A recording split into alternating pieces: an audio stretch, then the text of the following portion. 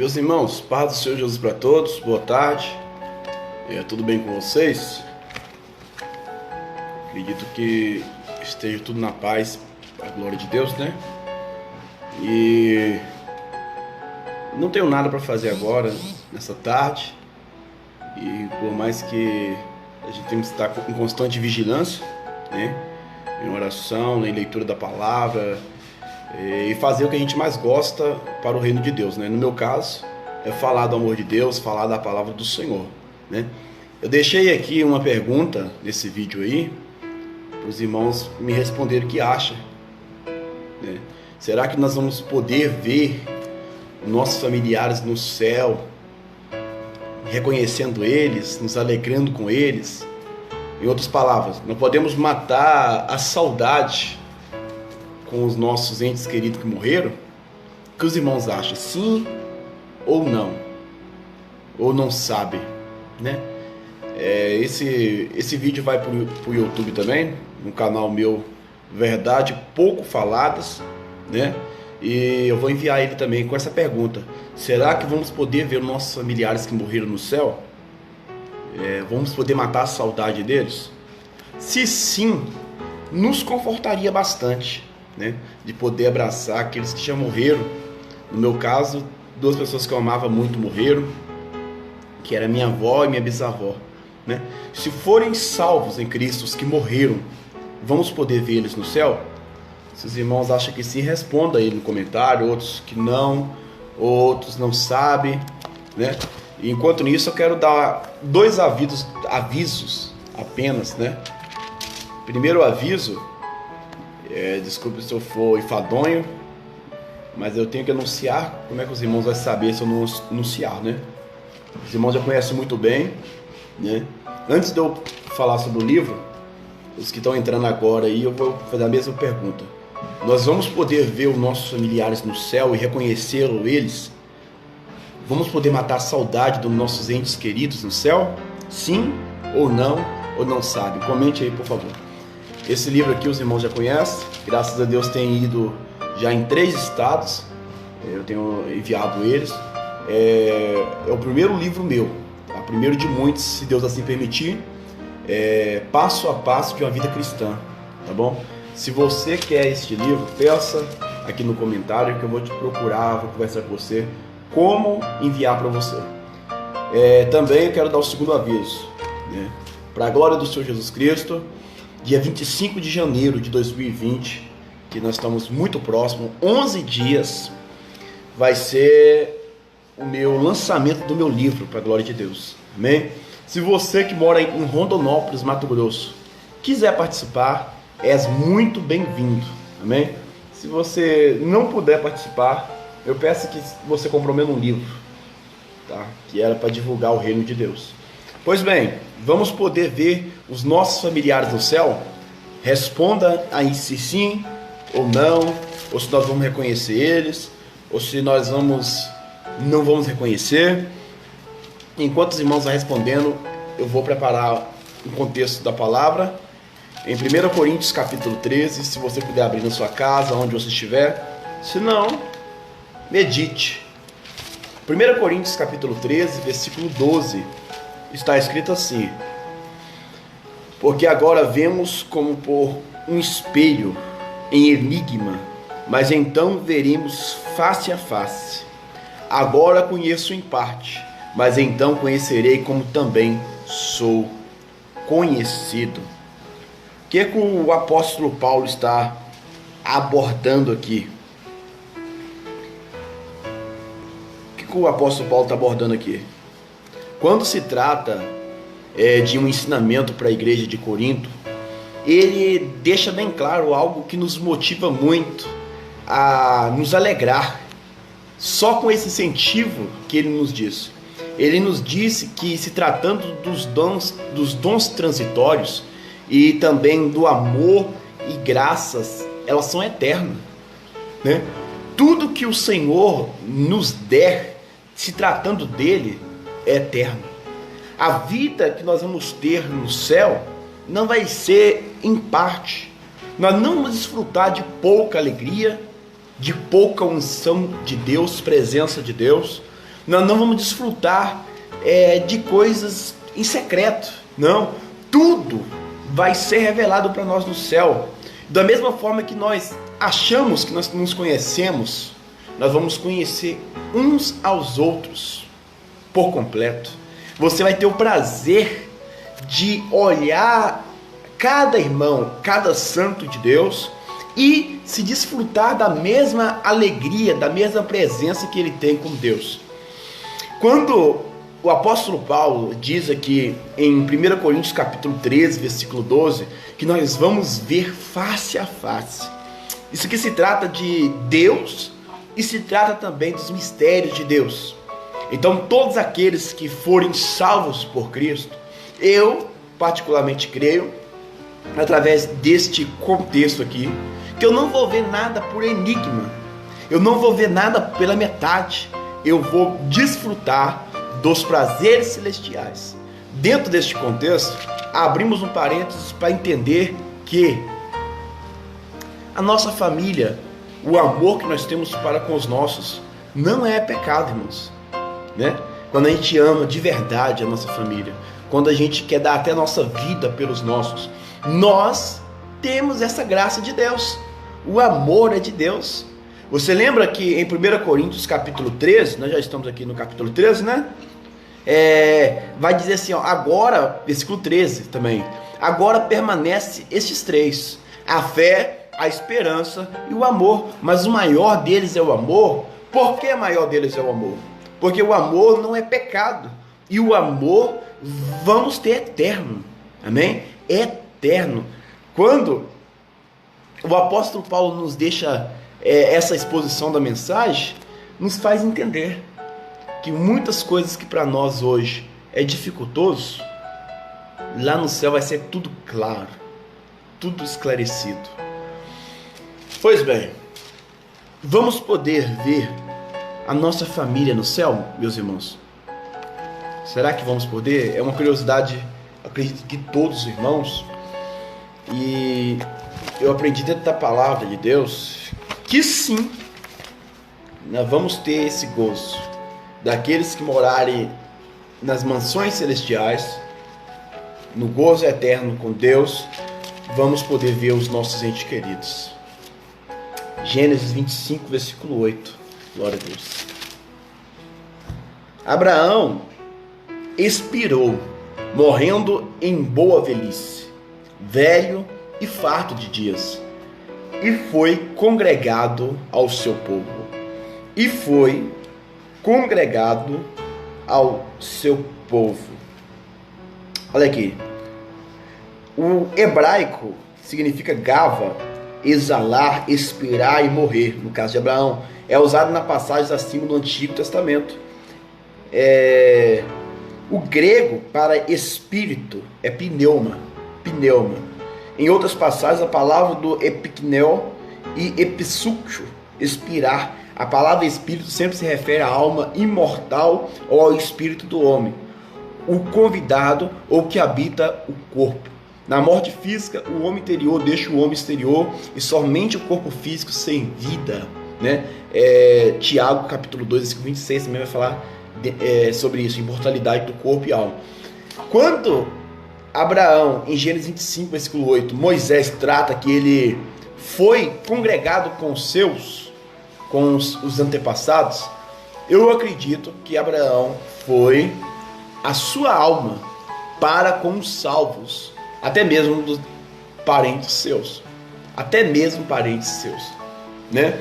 Eu acredito que antes de nós ir para o céu, nós vamos passar por um lugar chamado Seio de Abraão, e os que antes de passarem para o inferno vai para um lugar chamado Anticela, né? Baseado em uma parábola, que está escrito parábola em Lucas capítulo 24, mas não é parábola. Quando as parábolas que Jesus menciona no Novo Testamento não tem nome, é tipo uma história sem nome. Em Lucas capítulo 24 tem nome, né, de Lázaro, que era o pobre, e tem nome também lá no seio de Abraão, do próprio Abraão, do pai Abraão. Então, o raciocínio lógico de tanto que estava no inferno, quanto Abraão que estava já no seio de Abraão, no caso, antes céu, um passo para chegar no céu, ele tem um raciocínio de conversar com Lázaro. Lázaro tem o pânico na antecela e clama pela misericórdia de Abraão para interceder, para deixar uns ir lá para o céu, lá para a terra para conversar. E aí Abraão vai e fala assim: não,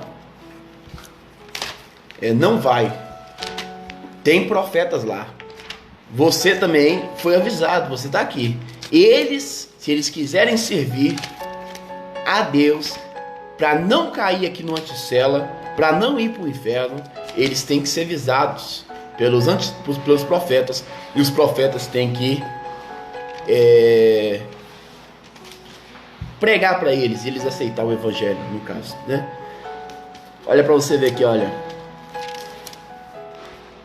quando o contexto aqui da palavra do Senhor vai falar em 2 Samuel, por exemplo, se tratando que a nossa identidade no céu e a nossa identidade em qualquer lugar, seja no inferno, não muda. É por isso que o que a gente planta, tudo que os profetas plantaram, tudo que os homens e as mulheres de Deus plantaram no céu, vão ser reconhecidos no céu. O galardão de Deus não será trocado. Se o seu nome é Paulo, lá no céu será Paulo. Amém? Glórias a Deus por isso. 2 Samuel, capítulo 12, versículo 23, vai nos abordar, vai nos advertir que Davi, isso mesmo, o rei Davi, os irmãos já conhecem que ele pecou, adulterou, armou um esquema, até mesmo carnal, para que o esposo de uma mulher fosse morto na guerra, né? Os irmãos conhecem isso. Só que a criança, depois do homem morto, a criança de, se eu não me engano, Joquebede, ela, 2 Samuel 12, ela, queridos, morre. Antes dela morrer, Davi jejuma, paga preço, pede a Deus misericórdia, e Deus fala: não, vai morrer. Depois que morre, Davi lava o seu rosto, e depois de lavar o rosto, ele diz algo tremendo. Ele é interrogado e ele vai responder da seguinte forma: 2 Samuel 12, 23. Porém, agora que ela morreu, que é a criança, por que jejuaria? Acaso poderei fazê-la voltar? Eu irei a ela, porém ela não voltará para mim. Eu irei a ela. Olha o que Davi está dizendo aqui: eu irei a ela. Então nós, quando morremos, vamos sim, juntamente com os nossos, para o céu, e teremos o convívio com os nossos, em santidade, em amor, não amor carnal, mas amor eterno, espiritual. Aqui temos a confissão de fé de Davi sobre a imortalidade da alma, a realidade da continuação da vida após a morte e a ressurreição futura do corpo. Se o filho tivesse ido para outro lugar, então ele não estaria aqui, apenas o corpo estava aqui, visto que o morto não pode voltar a viver. Então são espíritos familiares que imitam as pessoas queridas nos casos em que elas perecem, no caso que elas parecem reaparecer, como 1 Samuel 28. Glória a Deus. Outro texto também que me chama muita atenção, baseado no que nós vamos nos alegrar em ver a nossa família, além de alegrar em ver o próprio Deus face a face e adorar a Ele, exaltar a Ele juntamente com os anjos, vamos ter comunhão com os nossos familiares. Sim, nós não vamos ser trocados de mente. Não, nós vamos ter uma mente maravilhosa, eterna, santa, irrepreensível e incorruptível. É necessário que esta mensagem sirva para que nós venhamos continuar pregando para os nossos. porque ninguém quer os nossos sem a salvação. Amém? Glória a Deus. Mateus capítulo 17, versículo 4. Pedro, tomando a palavra, disse a Jesus: Senhor, bom é estarmos aqui. Se queres, façamos aqui 3 tabernáculos, um para ti, um para Moisés e um para Elias. Essa situação aqui, o Senhor Jesus dá uma experiência. Só um momento, glória a Deus.